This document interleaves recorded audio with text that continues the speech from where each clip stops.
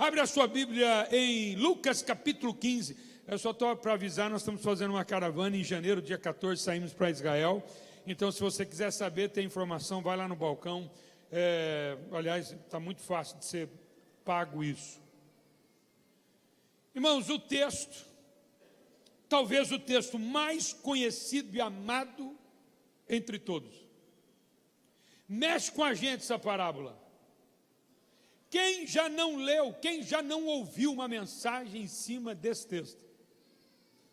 Quem já não leu e não ouviu mensagens em cima desse texto? Não é? As crianças com certeza aprendem com facilidade e rapidamente na escola bíblica. A parábola mais conhecida, não é? Mais conhecida, e olha, eu dividi em 3 pontos, mas poderia pregar uma mensagem em cada ponto, até mais do que isso. É um texto incrível, Lucas capítulo 15, versículos 11 a 32. Vamos comigo, irmãos? Acompanhe essa leitura, vibra com ela e vai dando glória a Deus. Presta atenção. Continuou, certo homem tinha 2 filhos. O mais moço deles disse ao pai: Pai, dá-me a parte dos bens que me cabe. E ele lhes repartiu os haveres.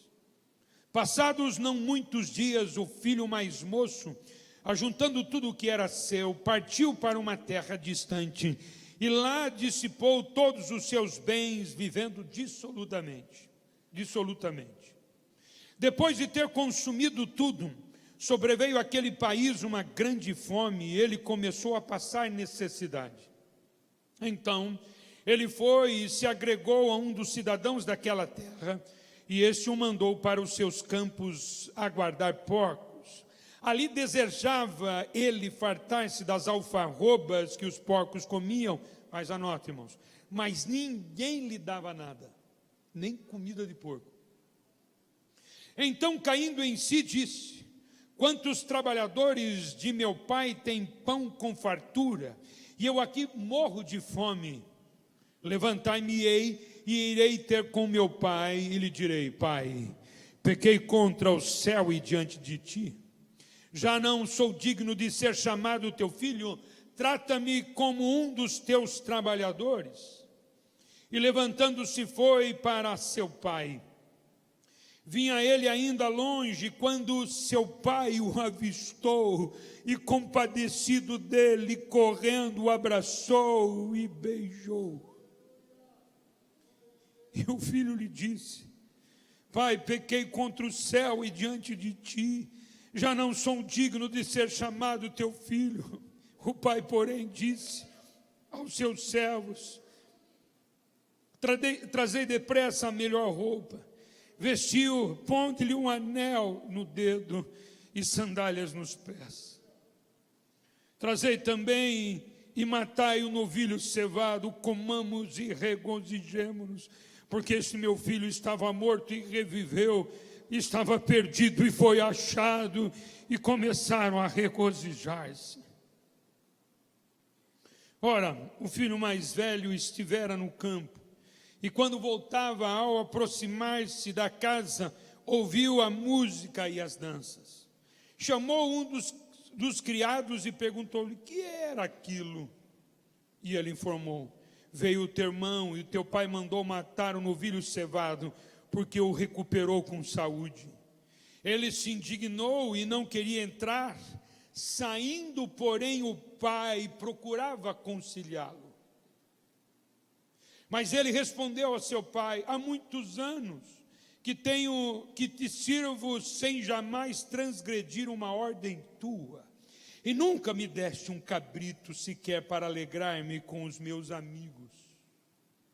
Vindo, porém, esse teu filho, que desperdiçou os teus bens com meretrizes, tu mandaste matar para ele o novilho cevado. Então lhe respondeu o pai: meu filho, tu sempre estás comigo, tudo que é meu é teu. Entretanto, era preciso que nos regozijássemos e nos alegrássemos com esse teu irmão, Estava morto e reviveu, estava perdido e foi achado. Dá um aleluia, um glória a Deus pelo texto, que ele realmente é emocionante. Mensagem desta noite: tudo que é meu é teu.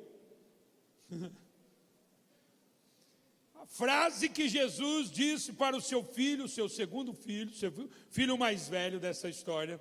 Ele olhou para ele, diante da sua reclamação, ele disse: tudo que é meu é teu. Capítulo 15, irmãos, de Lucas, é um capítulo realmente impressionante. Tem 3 parábolas que falam a mesma mensagem, só que de forma diferente e talvez enfoque diferente, mas com certeza querendo trazer o mesmo ensinamento. Ele fala a ovelha perdida, e eu vou dar aqui uma interpretação. Ele fala a ovelha perdida, ele fala da moeda perdida, a dracma perdida, e fala do filho que se foi, o filho perdido, ou o filho pródigo, como a gente conhece. A ovelha perdida é o pastor que procura, anota aí, é Jesus que procura para encontrar, para salvá-lo, no caso da ovelha. A mulher perdida é a figura do Espírito Santo, a moeda sendo encontrada para ser usada. Tem muito crente que está precisando ser achado pelo Espírito Santo para ele usar. O Pai procura o próprio Deus para ter relacionamento, que é a mensagem dessa aqui nossa hoje. Então anota aí que eu vou lhe dizer. Deus nunca desiste de você. Anota, irmão, anota. Deus nunca desiste de você.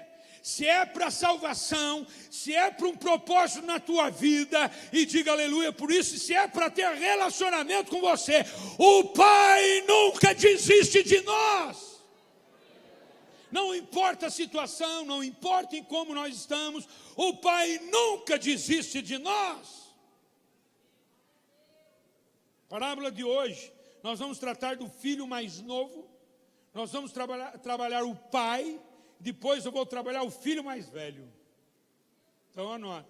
Vou trabalhar o filho mais novo, poderia ser uma mensagem, o pai e o filho mais velho. Então vamos começar com o filho mais novo, conhecido como filho pródigo.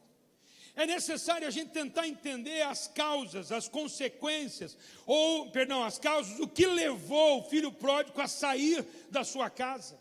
É certo e seguro que ele estava numa casa confortável, é certo e seguro que a sua casa tinha muito alimento, tinha fartura, é certo e seguro que a casa não era uma casa qualquer, era uma casa onde tinham servos que o serviam, e ele era o filho, ele era amado, ele era cuidado, ele estava ali. Mas o que começou, o que trouxe a ele? Eu quando olho para esse filho, eu vejo assim, uma insatisfação com o que ele tinha. Ele estava insatisfeito por alguma razão, ele olhou alguma coisa que talvez não lhe agradasse, não estava muito bem, ele ficou insatisfeito. Infelizmente, meu irmão, às vezes acontece dentro da casa do pai, porque ele estava infeliz dentro da casa do pai. Ele estava se sentindo desconfortável dentro da casa do pai. Ele estava insatisfeito dentro da casa do pai. Na verdade, a sua insatisfação não era com aquilo que ele tinha só, mas ele estava insatisfeito com aquilo que ele fazia, porque na época do texto bíblico, os filhos trabalhavam também. Havia alguma insatisfação. Irmãos, anote o que eu vou dizer. Cuidado com a insatisfação. Cuidado com isso, porque a insatisfação vai tirar você de dentro da casa do Pai. A insatisfação, ela desnorteia. A insatisfação tira a gente do eixo. A insatisfação, por qualquer razão, pode causar algum problema. Não tem nenhuma igreja, melhor ainda, não tem nenhuma família que qualquer pessoa não se sinta num momento ou outro insatisfeito. Não tem relacionamento nenhum, não tem comunidade nenhuma que por alguma razão ou outra se vê insatisfeito. O problema é quando a insatisfação ela habita o nosso coração, ela senta no trono da nossa alma. A insatisfação tem o propósito de fazer com que você pare de olhar para aquilo que você é e para aquilo que você tem, para olhar pela janela da vida, para ver se você acha algo que possa lhe satisfazer.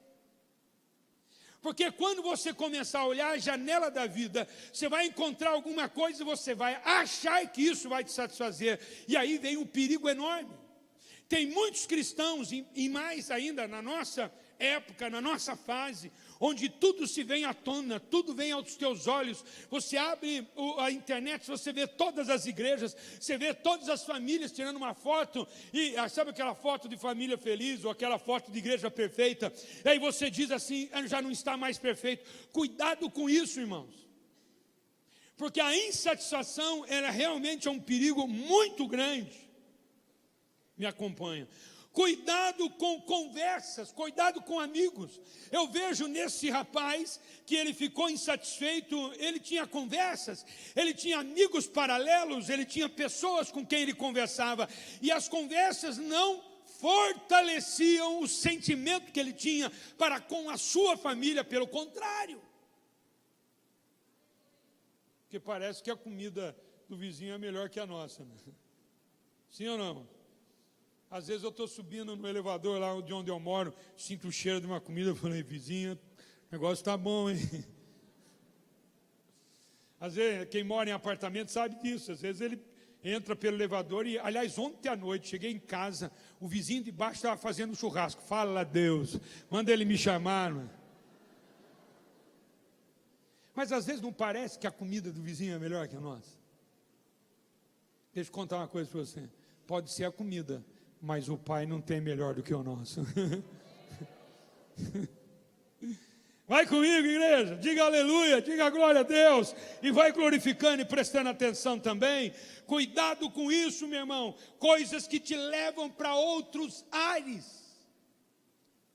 Talvez um ar de um outro ministério, não estou falando só de igreja, estou falando de ministério, inclusive. Escute, meu irmão, longe de Deus sempre vai ser um sofrimento, sempre vai ser uma sensação de alegria falsa.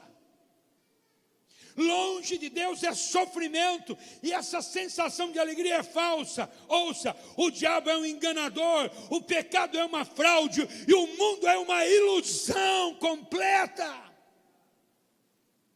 Quando a gente acha que coisas que o diabo poderia oferecer para nós, o pecado não compensa, porque o salário do pecado é a morte. Cuidado com a insatisfação que muitas vezes você passa dentro da igreja, decepções que você passa dentro da igreja. Na verdade, a insatisfação levou Lúcifer a se tornar um demônio. O anjo da luz se tornou um demônio pela insatisfação. Quer mais ou não? Cuidado com a insatisfação, porque foi a insatisfação que derrubou Eva. Ela achou que ela poderia olhar para outros ares. Na verdade, toda pessoa só, ela acaba ficando insatisfeita por algum momento. Irmãos, cuidado com essa insatisfação que rodeia muitas vezes. E eu vou dizer uma frase forte, mas ela é necessária, porque eu sou o pastor da igreja. Cuidado para você que tem muitos pastores na sua vida, porque quem tem muitos pastores é uma ovelha sem pastor. Quando a gente tem muitas referências, eu ouço muitos pastores, mas eu sei o porquê eu ouço. Eu vou em congresso, mas eu sei porquê eu vou. Eu sempre estou pensando na minha vida, na minha igreja. Quando a gente vai, e hoje a janela está aberta para você ter isso, quando a gente vai e diz, hoje eu preciso estar ali, hoje eu preciso estar ali a colar, essa é a minha referência. A gente chama todo mundo de pai, chama todo mundo, cuidado com isso, porque a igreja, a ovelha tem um pastor, e diz a Bíblia que a ovelha ouve a voz do seu pastor. Quando vozes se igualam do teu pastor, isso é sério, irmãos. Você tem vários pastores, e que tem muitos pastores, não tem nenhum. Nem misericórdia tem, né? Nem misericórdia. Mas é um momento que a igreja evangélica vive no mundo inteiro. Não é um problema brasileiro, isso é um problema do mundo inteiro.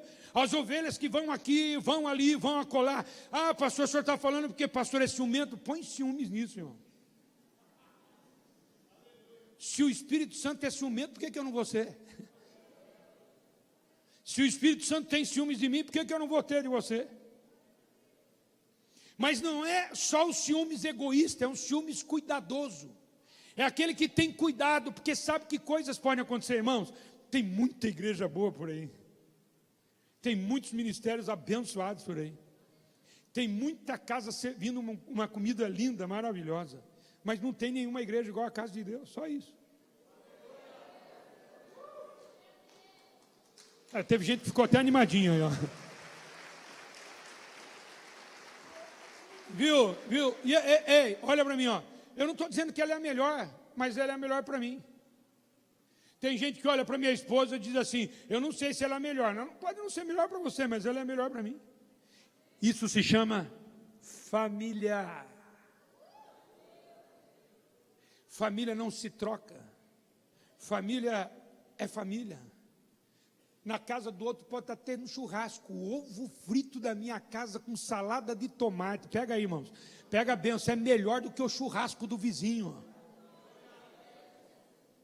Olha para o teu irmão e diga assim: é família. Fala forte, irmão, fala forte.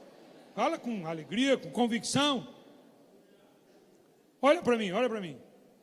Vamos pensar no texto, irmãos, vamos pensar. Quando o filho pede a sua parte, porque naquela época, irmãos, aconteceu do pai dar a parte, isso é raro. Mas o filho pedir nunca se viu antes, não acontecia, não era normal. Então, quando o filho pede a sua parte, ele estava dizendo assim, porque para receber a herança, tinha duas maneiras de você receber a herança.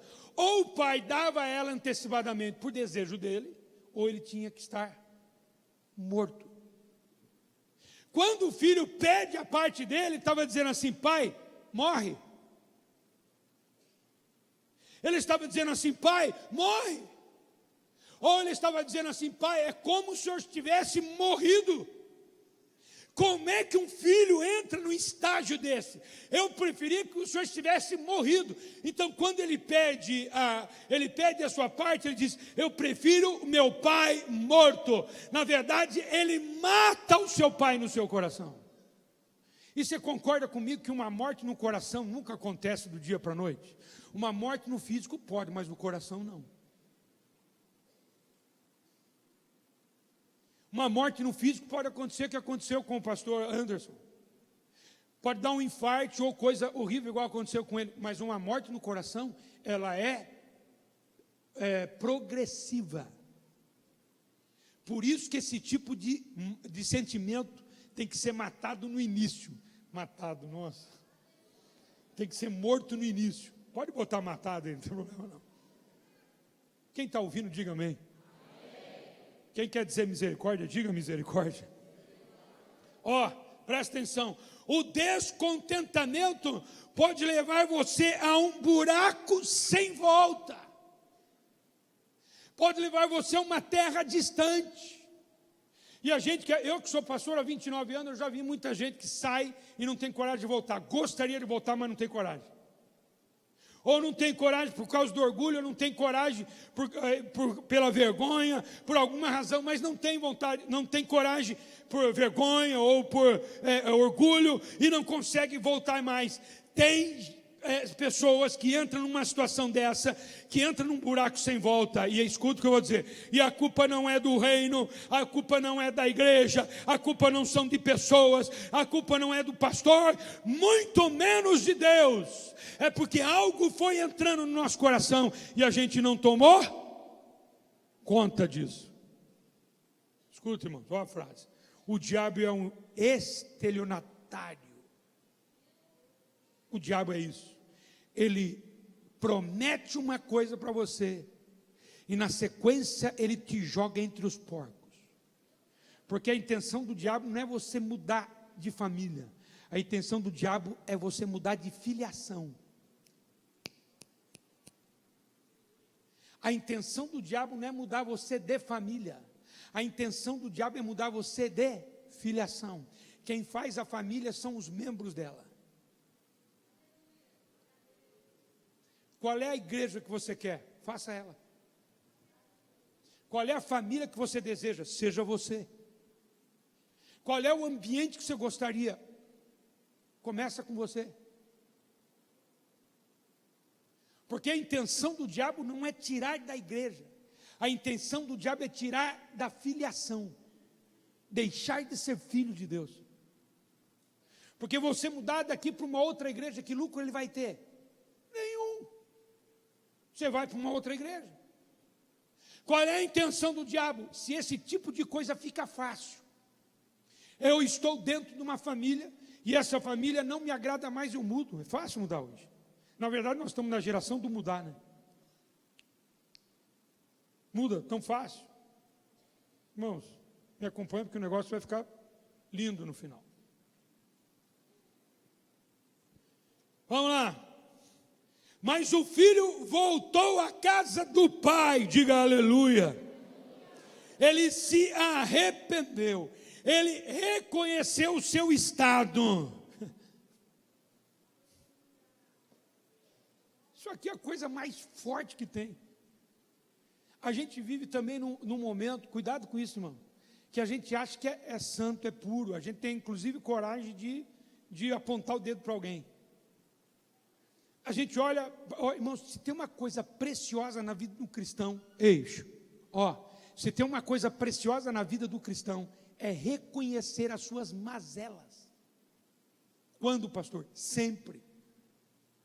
Reconhecer que o seu coração é mau, reconhecer que você pensa o que não deveria pensar, reconheça que você faz o que você não deveria ter feito, reconheça que você falou o que você não deveria ter falado, reconhecer, eu sou mau. O que está aqui na minha carne é mal. A tendência do ser humano é má. O homem é mau em si mesmo. Quando a gente não consegue reconhecer o que nós precisamos acertar todos os dias da nossa vida, nós nunca conseguiremos valorizar o tamanho da graça que o Pai sempre derrama sobre a nossa vida. Você sabe por que ele saiu de casa? Porque ele achava bom o suficiente para cuidar da sua vida. E quem sai debaixo das asas do Pai é um perigo. Ele deixa de reconhecer a graça abundante do Pai, até no momento difícil da vida. A graça de Deus está presente até no momento difícil da vida. A graça de Deus está presente em todos os momentos da vida. Quem crê, dá um aleluia. Dá um aleluia. Eu acho incrível isso, irmão.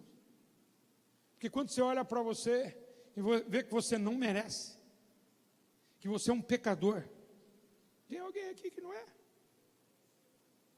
Tem alguém aqui que não peca? A Bíblia diz, se você diz que você não peca, você é mentiroso. Acabou de pecar, filho. Alguém aqui não peca? Alguém aqui é santo? Ei, alguém aqui é merecedor de chegar no céu? Alguém tem todas as qualidades para chegar no céu? Não. Dia após dia, eu dependo da graça de Deus. Mas a graça de Deus vai se repousar na tua vida quando você for verdadeiramente arrependido. Quando você se arrepender sempre. A oração do arrependimento não é só no dia que você se converte. A oração do arrependimento é constante. Você tem que se arrepender sempre. Você tem que olhar para Jesus e dizer, obrigado, Jesus, pela graça.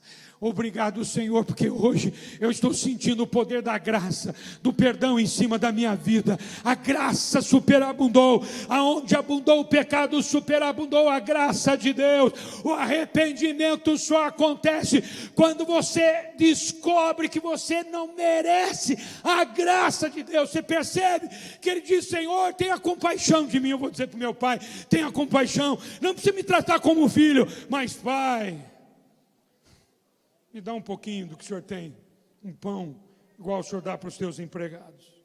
Ele reconheceu. Então escuta o que eu vou lhe dizer.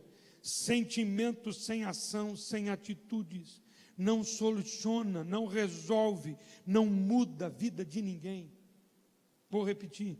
Sentimentos sem ação, sem atitudes, não soluciona, não resolve, não muda a vida de ninguém. O que o senhor está dizendo, pastor? Arrependimento do arrependimento precede ação. Você tem que ter atitudes, fruto de um arrependimento sério, de um arrependimento verdadeiro na sua vida, porque sentimento sem ação, sem atitude, não soluciona, não resolve, não muda a sua vida, não transforma a sua vida. Há muitas pessoas que apenas decidem, mas não agem, não mudam a vida, e ainda tem coragem de falar, ainda bem que tem a graça. Ainda tem coragem de falar, se eu vivo na graça, peco, eu vivo na graça. Você não é o que sente, mas você é o que faz.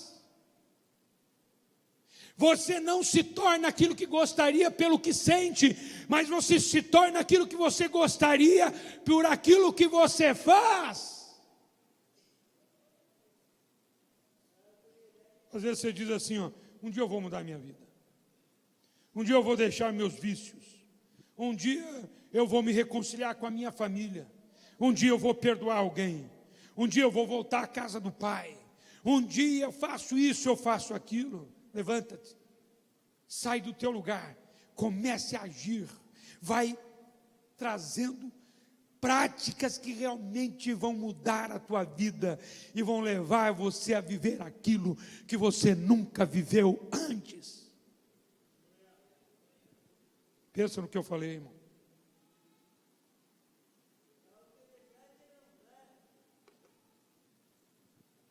Oh, glória a Deus. Vai trazendo mudanças para a tua vida. Se arrependa, mas leve isso a sério. Vai trazendo mudanças para a sua vida, para que você não caia no que o filho mais novo caiu, numa insatisfação que foi culpa de coisas que foram entrando no coração dele, e ele começou a olhar aquilo que ele não deveria olhar, e começou a desejar coisas que ele não deveria desejar. Vamos pensar no pai? Oh, glória a Deus. Diz o texto assim, ó, vinha ele ainda longe, quando seu pai o avistou, e compadecido dele, correndo, o abraçou e o beijou. Me ajuda, Hermes, vem aqui um pouquinho. Sobe aqui. Oh, vem cá você também, Rafa. Tira o seu blazer, por favor. Tem problema? Não. Dá aqui para mim. Tira o seu anel, por favor. Você só segura. Segura o anel dele. Uau, fica na minha frente aqui. Fica do lado de lá. Do lado de lá. Só não caia, por favor. Irmãos, está no texto bíblico. Ei, olha para mim. Está no texto bíblico. Diz o versículo que vinha ele ainda longe, quando o seu pai o avistou. Olha o que eu vou te falar, ouça. O pai não se alegra no dia da tua partida. O pai se alegra no dia da tua volta. O pai não celebra o teu pecado. O pai celebra a tua reconciliação. O pai não celebra o teu pecado, porque você fica assim. E as pessoas ficam assim, você cometeu um pecado, todo mundo fica celebrando o teu pecado. O pai não, o pai fica celebrando e aguardando o dia da reconciliação.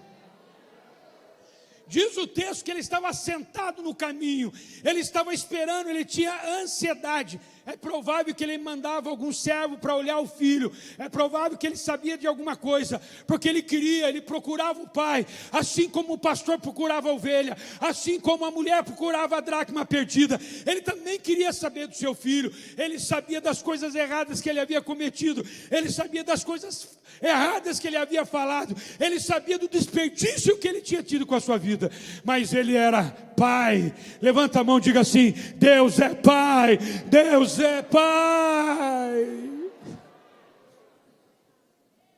E aí diz o texto, não foi o filho que viu o pai, foi o pai que veio o filho. Não é você que vê a Deus, é Deus que está te vendo. Ele olha para você, ele sabe tudo de você, não adianta esconder de Deus. Aí ele olhou distante, vem aproximando um pouquinho, vem devagar, você vem devagar. E ele diz o texto que ele corre alegre.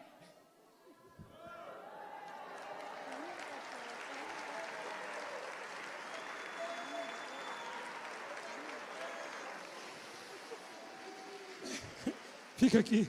E eu vejo, fica assim, olhando para mim mesmo. Eu vejo assim a cena, olhando o texto. Quando ele vai e abraça, diz o texto que ele beijou. No original diz que ele beijou muito. Ele beijou o rosto.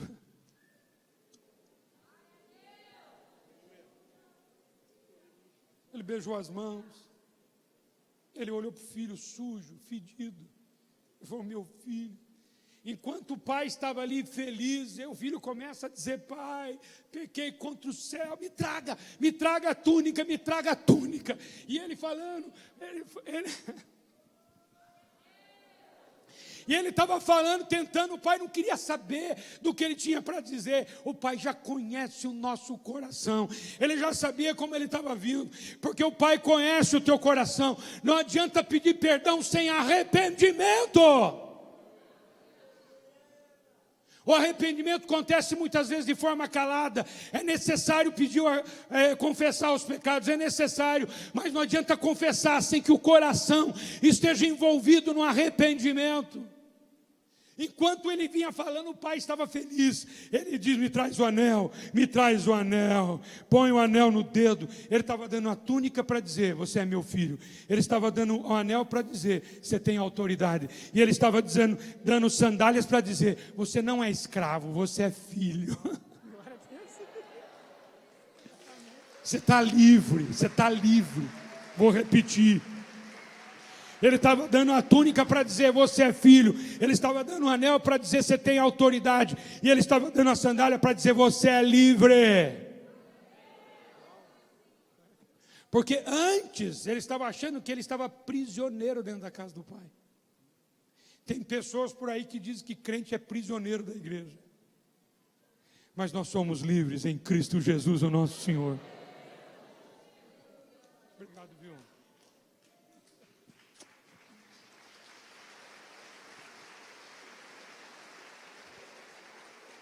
Diga aleluia. Deus tem prazer em nos perdoar. Ele não celebra o pecado, ele celebra o perdão, a misericórdia. O filho encontrou um pai amoroso de braços abertos. A casa do pai já estava preparada, já estava pronta. A festa estava pronta também. Não importa o quanto você está longe. Não importa o quão longe você tenha ido, haverá uma festa quando você voltar. Não importa o quão longe você esteja. Levanta a mão, dá aleluia por isso. Não importa o quão longe você esteja da salvação. Não importa o quanto longe você esteja do propósito de Deus. Não importa o quanto longe você esteja do relacionamento de Deus. Haverá uma festa quando você voltar.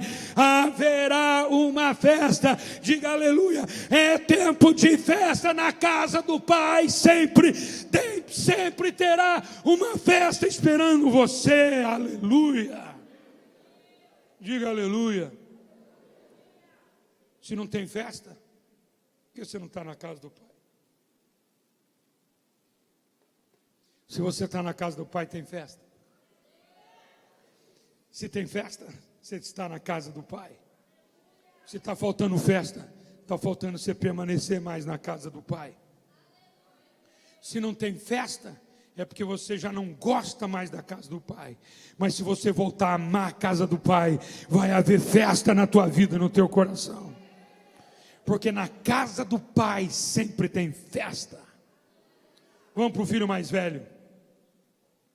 O filho mais jovem saiu e se perdeu. O filho mais velho estava perdido dentro da casa do pai.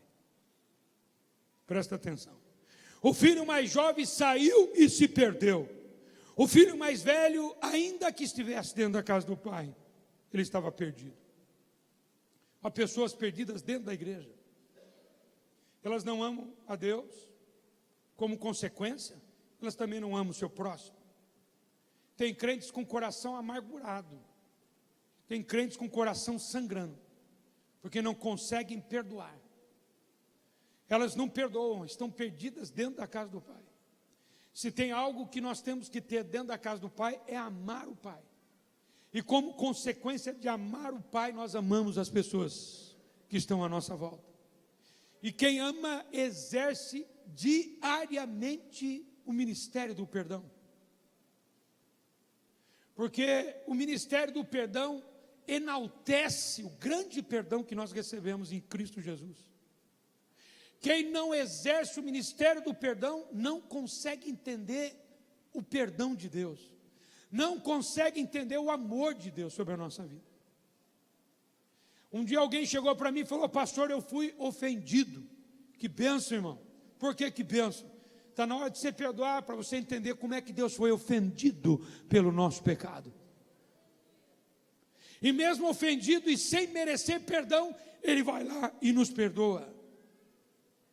Há pessoas perdidas dentro da igreja, porque não amam a Deus, não amam o seu próximo, não perdoa, se acham melhores do que outros, olham o pecado dos outros, mas não enxergam o seu, porque apontar o dedo é muito mais fácil do que olhar no espelho.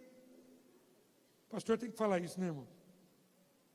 Porque é mais fácil apontar o dedo do que olhar no espelho, não consegue se enxergar. Olha o pecado dos outros. Você sabia, irmãos, que ele era mais escravo do que o irmão dele que saiu? Ele estava numa situação de escravidão pior. Ele estava, na verdade, ele fazia tudo por obrigação. Eu não sei se por medo ou esperando receber elogios. Não é? Há muitas pessoas que fazem alguma coisa dentro da casa do pai, por medo ou talvez esperando elogios. Na verdade, a motivação não está muito correta, e a gente tem que tomar cuidado com a correta, aliás, com as erradas. Escuta comigo, porque quando eu faço sendo filho, eu sempre vou fazer por gratidão, por aquilo que Ele fez por mim, sempre. Ele na verdade não vivia como filho, ele não tinha prazer, ele não tinha alegria.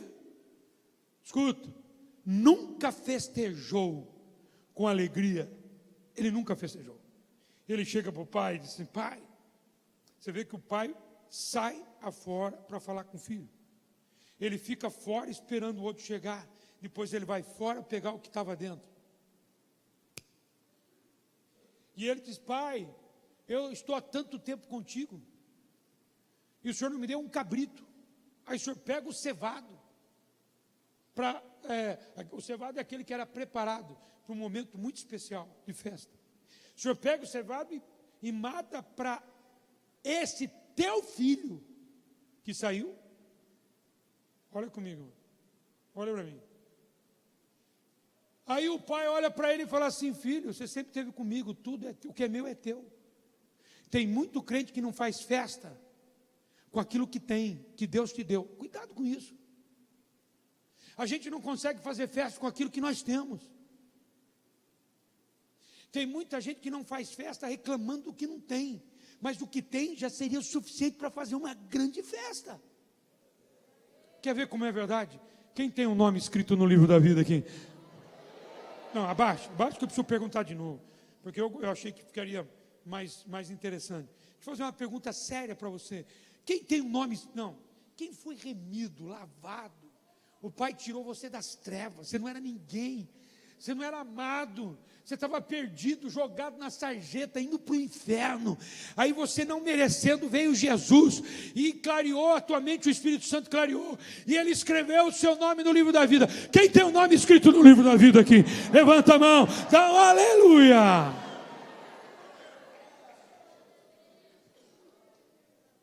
Você vai dizer que você não tem motivo para festejar?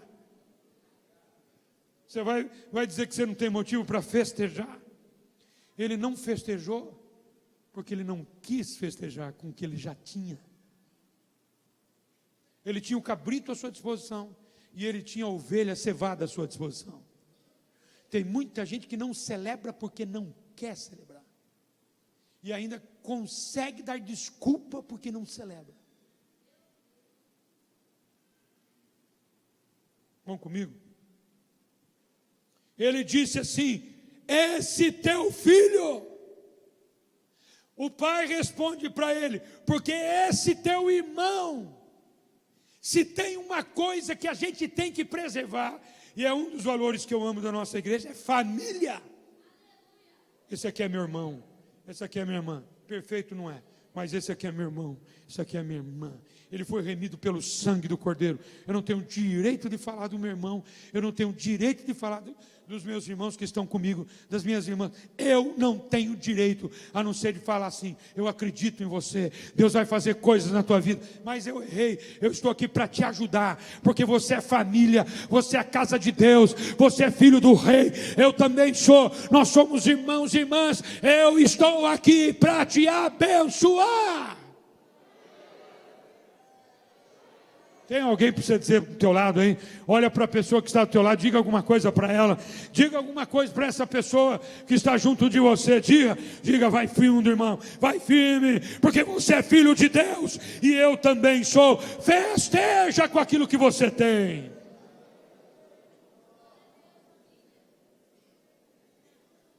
Vamos concluir? Vamos concluir aqui. Filho mais jovem. Presta atenção, filho mais jovem, ignorou, ele não valorizou o que tinha e saiu. O filho mais velho não viveu, não usufruiu, não festejou o que tinha. Existem dois pecados aqui: o pecado de você ignorar o que você tem e o pecado de você não festejar o que Deus te deu. Isso é constante. Eu vou terminar. Presta atenção. Um termina na casa do pai fazendo festa. O mais velho termina fora da casa do pai, longe da festa. Tem algo que a gente fala aqui no púlpito, e algumas pessoas às vezes não valorizam tanto. Irmão, se tem uma coisa preciosa, é estar na igreja. Pensa numa coisa boa. Tem gente que diz assim: não vem na escola bíblica não. Irmãos, aconteça o que acontecer dentro da igreja, vem para a igreja. Um dia eu vou fazer uma comida aqui para todo mundo. Eu gosto de fazer comida, né? Já percebeu? Eu gosto de festa. Sou festeiro. Você sabe por que eu sou festeiro? Porque na casa do pai sempre tem festa. Vai ter comida. Não, vai ter pão com mortandela. Quem gosta de pão com mortadela? Diga-me. Que é isso? Pão com ovo. Salada de tomate. Você já viu que eu ponho tomate em tudo no negócio? Viu? Eu vou sair da minha casa. Você está dizendo isso? Eu vou sair de onde eu moro para ir na igreja para comer pão com mortandela? É ou não é, Marcondes? Para comer pão com mortandela. Você sabe por quê? Porque vale a pena estar na igreja. Vale a pena estar na casa onde nós nos reunimos como irmãos. Você vai dizer: pastor, mas aquele pidão. Outro dia, vou contar um segredo aqui. Tem um irmão entre nós, que um dia nós estávamos na construção, falando de história da construção. Põe aí uma história da construção. Nós estávamos na construção e ele comeu 12 pão com mortandela. É forte, irmão. Era um engatado no outro. Ele estava comendo um, mas o segundo já estava embaixo. E quando ele vinha para aquele, alguém já colocava outro embaixo, porque sabia que ele ia comer. Talvez você está pensando assim: eu vou lá para comer pão com mortadela, vou ter que dividir ainda. Vai. Porque tem alguém que come mais do que você. Porque não tem lugar melhor do que estar na casa de Deus. Não troque programação nenhuma, a não ser aquela onde você vai se reunir, onde os teus irmãos e tuas irmãs estão, em Cristo Jesus, estão reunidas. Aleluia! Não dá para trocar, irmãos, em qualquer outro lugar. Você está entendendo? Não dá para viver em qualquer outro lugar. Porque ou eu estabeleço essa família onde Deus age na minha vida, ou eu perco a identidade, eu perco família. Por que você acha que Jesus inventou a igreja local? Por causa disso. para eu estar em família, igreja local. Você visitar um outro ministério não é pecado, nem é ruim. Vá visitar, mas cuidado, para isso não virar um costume. Você vai achar a comida do vizinho melhor que a sua que você come. Aí você perde a identidade.